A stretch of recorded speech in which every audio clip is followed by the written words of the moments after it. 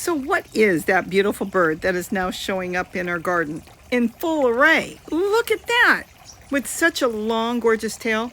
Well, that is the Pin-tailed Whydah. And there's a lot I can tell you about. I think you'd be interested, so let's talk about that. First of all, we have set up our vegetable garden now for the birds.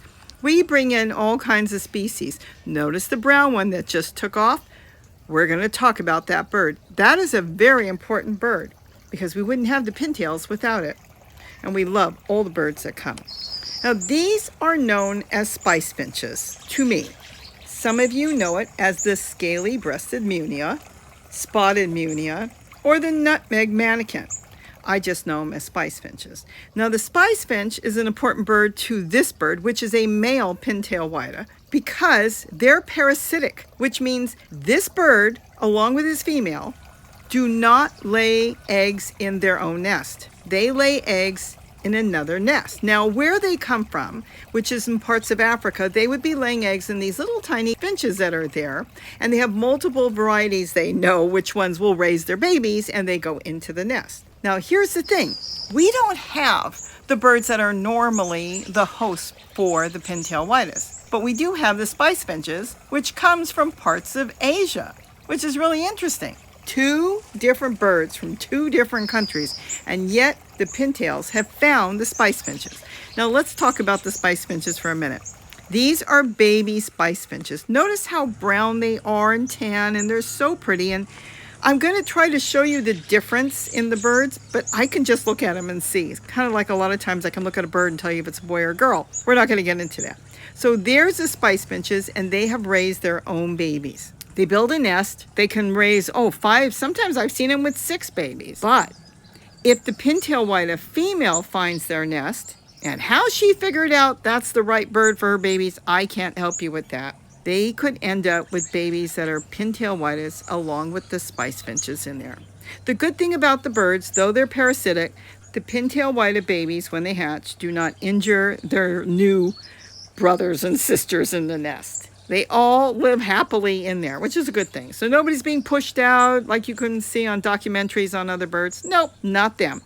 So this is a spice finch. They are absolutely gorgeous. And as you can see, their babies are solid brown and tan. I'm going to show you in a few moments what the Pin-tailed Whydah baby looks like.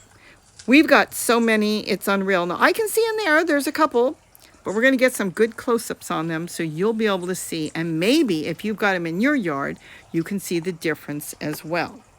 It's amazing how they have come in and they forage with everybody in our garden. We do put out a good finch mix, parakeet mix, and then we put out sunflower for the other birds as well. They love their food, so they come in here, they eat, they have nests, and they come back. This is a baby spice finch. Notice the necklace starting to form. When it gets its full array, it will be all spotted. But that's the start of the spice finch. The reason I'm just so excited about the spice finch is, again, if we didn't have spice finches, we definitely wouldn't have the Pin-tailed Whydah. We need the spice finches again to have the pintails. They never build a nest, they never sit on eggs, and they do not raise any babies. Aren't they cute? Now looky here, again, more spice finches. I really need to show you more Pin-tailed Whydahs. I'm just so excited with them. You know, to think about, we only had a couple a few years ago, and now we have like 100 of them show up in large flocks. But this is the Pin-tailed Whydah. Can you tell the difference? This little guy is screaming to mom or dad, feed me, feed me. Why is there a Pin-tailed Whydah there and not a spice finch? Again, Pin-tailed Whydah. Because they take longer to wean. The spice finches wean very quickly, and they last with the parents much longer, another couple weeks. They all come in, sit in my lemon verbena plant, and the pintails scream their heads off while the baby spice finches are eating and doing their own thing. If you look carefully, you will see when you have them in your yard, there is a slight color difference. The beak is a little different too, but what I noticed quickly, if you see them come in side by side, is there's a light stripe behind the eye. Now, this is baby plumage. It's going to change. They're going to get more coloring as they get older, but when they come in, this is what they're going to look like when their plumage is coming out. They get a red beak And if it's a male, they turn black and white for breeding season only, and they get that long tail. Out of breeding season, they lose that tail, they go back to brown, and they look very similar to females. But during breeding season, though they all have red beaks for a while, the female's beak turns black and the males remain red. I think they're gorgeous. I'm so excited to have them in our yard. We have seen them in the area, but this is the first time they're coming, sitting in the yard, foraging in our yard, and hopefully they're going to stay here. Well, I could say have a lot of babies, but we have a lot of pintails. It's just that they usually leave and then they start all over in the spring. We see the babies.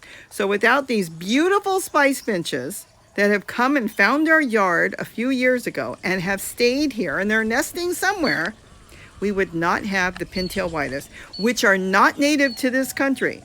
They're escaped birds, well established, now considered, introduced, that somehow found the Spice Finch, and now they've established themselves in Southern California, all over the place, and other areas as well. They feed on small seeds and tiny insects, so they're quite beneficial to our area. So if you see that bird, now you'll know that's a pintail, and they normally come from Africa, but they now live happily in the United States with the Spice Finches that they need to raise their babies. I hope I gave you some information that is fun and enjoyable. With that, have a wonderful day, and don't forget to eat what you grow. Bye-bye.